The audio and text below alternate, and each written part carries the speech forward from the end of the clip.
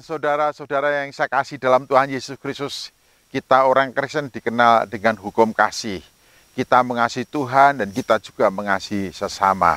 Hukum kasih berbunyi, kasihlah Tuhan Allahmu dengan segenap hatimu, dengan segenap jiwamu, dengan segenap akal budimu, dan dengan segenap kekuatanmu. Kemudian hukum yang kedua, kasihlah sesama manusia seperti dirimu sendiri.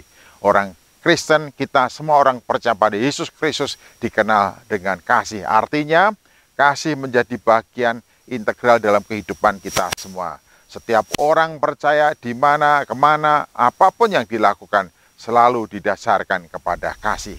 Mengapa demikian? Karena kita menyembah, meninggikan, memuliakan Allah yang penuh kasih. Sebelum kita mengasihi, Allah telah terlebih dahulu mengasihi kita semuanya. Tanpa kasih Allah, siapakah kita? Apa yang terjadi pada kita? Kita semua orang sudah jatuh dalam dosa. Dan dikatakan upah dosa ialah maut. Ini artinya semua orang, saya, Bapak, Ibu, dan saudara-saudara akan binasa, akan mati, dan akan menerima maut oleh karena kita semua menyadari bahwa kita adalah orang berdosa. Nah, dalam merayakan kasih karunia Allah yang dinyatakan kepada kita melalui kedatangan Yesus Kristus ke dalam dunia, saya ingin membacakan kebenaran firman Tuhan dari Injil Yohanes pasal 3 ayat 16, supaya ini kemudian menjadi tuntunan bagi kita semuanya. Mengapa kita orang Kristen dikenal dengan kasih-Nya? Yohanes pasal 3 ayat 16. Karena begitu besar kasih Allah akan dunia ini, sehingga Ia mengaruniakan anaknya yang tunggal, supaya setiap orang yang percaya kepadanya tidak binasa, melainkan beroleh hidup yang kekal. Karena begitu besar kasih Allah akan dunia ini, sehingga Ia mengaruniakan anaknya yang tunggal, supaya setiap orang yang percaya kepadanya tidak binasa, melainkan beroleh hidup yang kekal. Mari kita berdoa. Tuhan Yesus Kristus, pada kesempatan yang indah ini, kami ingin merenungkan kebenaran firman-Mu. Mohon kiranya Engkau menolong kami, Roh Kudus bekerja pada kami untuk memberitahukan kepada kami kebenaran-Mu, sehingga setiap anak-anak-Mu boleh hidup sesuai dengan maksud dan kehendak Tuhan. Dan biarlah hidup kami dari waktu ke waktu, dari hari ke hari, senantiasa memuliakan nama Engkau. Di dalam nama Tuhan Yesus Kristus kami berdoa. Haleluya. Amin. Bapak, Ibu, dan saudaraku-saudaraku yang saya kasih dalam Tuhan Yesus Kristus, Yohanes menjelaskan kepada kita bahwa kasih Allah itu tidak terukur panjangnya, lebarnya, tingginya, dalamnya. Sekali untuk ini Paulus mendoakan kepada kita semua supaya kita mengenal kasih-Nya. Sebab kita telah dikasih oleh Tuhan supaya kita hidup sesuai dengan kasih-Nya. Nah, didasarkan Injil Yohanes ini, Yohanes memberitahukan kepada kita kasih Allah kepada kita itu begitu besar, sehingga Yohanes menggunakan kata mengaruniakan.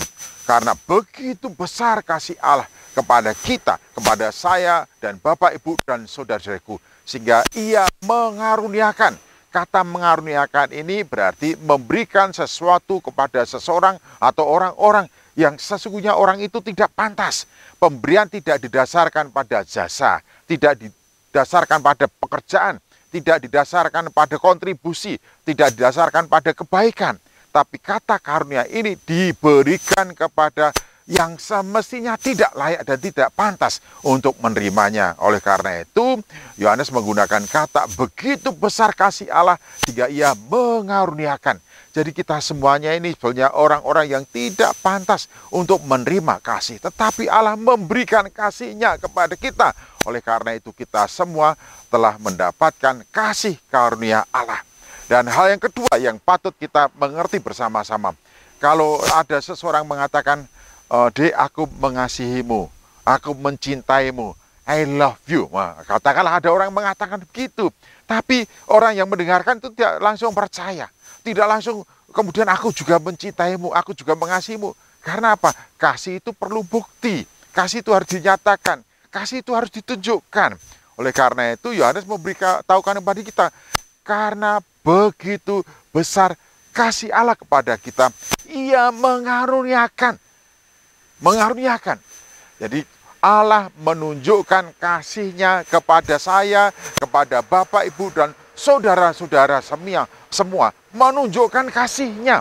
Menunjukkan kasih-Nya. Kasih-Nya diaktualisasikan, diwujudkan, ditunjukkan, dinyatakan. Lalu apa perwujudan, bukti kasih Allah kepada kita? Dikatakan ia mengaruniakan kepada kita anaknya yang tunggal. Kata tunggal itu sebenarnya ingin memberikan penegasan. Penegasan. Selain itu tidak ada lagi yang dimiliki. Tidak ada lagi yang dipunyai. Tidak ada lagi yang lebih besar daripada itu. Yang lebih bernilai daripada itu. Yang lebih hebat daripada itu. Nah, semua yang yang dimiliki oleh Tuhan dan Allah yang itu adalah satu-satunya diberikannya kepada kita, dianugerahkannya kepada kita, dinyatakannya kepada kita, dikasihkan kepada kita. Itulah sebabnya Yohanes menjelaskan karena begitu besar kasih Allah kepada kita hingga ia mengaruniakan anaknya yang tunggal. Jadi kasih, dan kalau kita mengasihi, kita itu rela memberikan yang terbaik, yang ternilai, yang terutama, yang paling berharga dalam kehidupan kita pada seseorang, kepada orang-orang yang kita kasih. Berarti mengasihi, mengutamakan kepada orang-orang yang kepadanya kita menyatakan kasih kita, mengutamakan. Kalau saya mengasihi istri saya, berarti saya mengutamakan istri saya. Kalau saya mengasihi seorang istri, mengatakan mengasihi suami, berarti suami yang terutama dalam kehidupan istri. Kalau orang tua mengatakan saya mengasihi engkau anak-anakku, maka anak-anak itu terutama dalam kehidupan orang tua. Kalau anak-anak mengatakan aku mengasihimu papa mama, berarti papa mama yang terutama dalam kehidupannya. Kalau seorang kekasih mengatakan aku mengasihimu sayang, maka kekasihmu itu yang terutama dalam kehidupannya. Mengasihi berarti mengutamakan siapapun yang dikasih, memberikan yang terbaik, yang terutama, yang ternilai, yang berharga dalam kehidupannya. Untuk apa? Untuk mengangkat harkat, martabat, kehormatan, dan nilai-nilai daripada orang yang dikasihinya. Dari sini kita tahu bahwa kasih itu tanpa pamrih.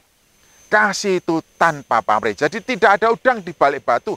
Setiap kali kita memberikan sesuatu, setiap kali kita berbuat sesuatu, setiap kali kita menaruh sesuatu, setiap kali kita membagi-bagi sesuatu, tidak ada udang di balik batu. Tidak ada interest pribadi. Kepentingan orang mengasihi adalah untuk orang yang dikasih. Itulah yang dilakukan oleh Bapa untuk kita semuanya. Untuk saya, untuk Bapak, Ibu, dan saudara-saudara. Ingatlah, karena begitu besar kasih Allah kepada saya dan Bapak, Ibu, saudara-saudara semuanya, sehingga ia mengaruniakan anaknya yang tunggal. Lalu tujuan dari kasih Allah kepada kita itu apa? Supaya setiap orang yang percaya kepadanya tidak binasa, melainkan beroleh hidup yang kekal. Itu adalah hadiah terindah di dalam kehidupan kita semuanya. Tak mungkin kita semua bisa memperoleh hidup yang kekal. Tak mungkin kita bisa melepaskan diri dari kebinasaan oleh karena dosa-dosa kita.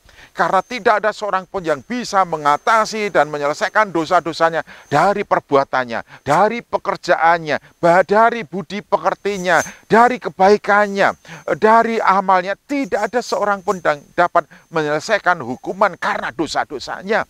Oleh karena itu, kita dapat memahami bahwa kasih Allah kepada kita itu begitu besar. Karena kasihnya yang dinyatakan kepada kita di dalam Tuhan Yesus Kristus adalah untuk melepaskan kita dari hukuman karena dosa-dosa kita. Untuk membebaskan kita dari hukuman karena dosa-dosa kita. Sehingga dikatakan supaya setiap orang yang percaya kepadanya tidak binasa, melainkan beroleh hidup yang kekal. Haleluya, puji Tuhan.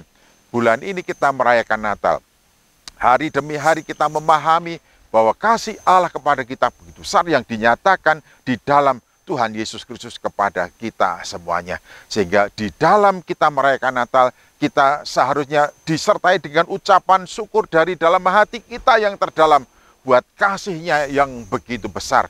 Terima kasih ya Allah, terima kasih ya Bapa, oleh karena anugerah-Mu, kehadiran Yesus Kristus ke dalam dunia menganugerahkan kepada kami pengampunan atas segala dosa-dosa, pembebasan dari hukuman karena dosa-dosa, dan memberikan kepada kami hidup yang kekal.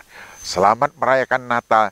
Dalam Natal ini kiranya hati kita melimpah dengan rasa syukur kepada Allah yang karena kasih-Nya kita telah dibebaskan dari hukuman karena dosa-dosa. Demikianlah hendaknya kita di Natal ini kita mengaplikasikan, mengaktualisasikan kasih Allah kepada kita untuk kita mengasihi siapapun tanpa pamrih, sebagaimana Tuhan Allah sudah mengasihi kita, marilah kita mengasihi sesama kita. Mari kita berdoa.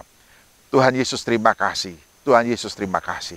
Setiap tahun, setiap waktu, setiap saat kami boleh merayakan Natal-Mu, menjadi tanda bagi kami menyadari, memahami betapa besarnya kasih-Mu, dan sekaligus menjadi mandat untuk kami dari Engkau, supaya kami mengasihi sebagaimana Tuhan mengasihi kami, kepada siapapun, tanpa pamrih, tanpa syarat, supaya di mana di tempat Tuhan menempatkan kami menjadi berkat bagi orang-orang di sekitar kami. Di dalam nama Tuhan Yesus Kristus. Haleluya.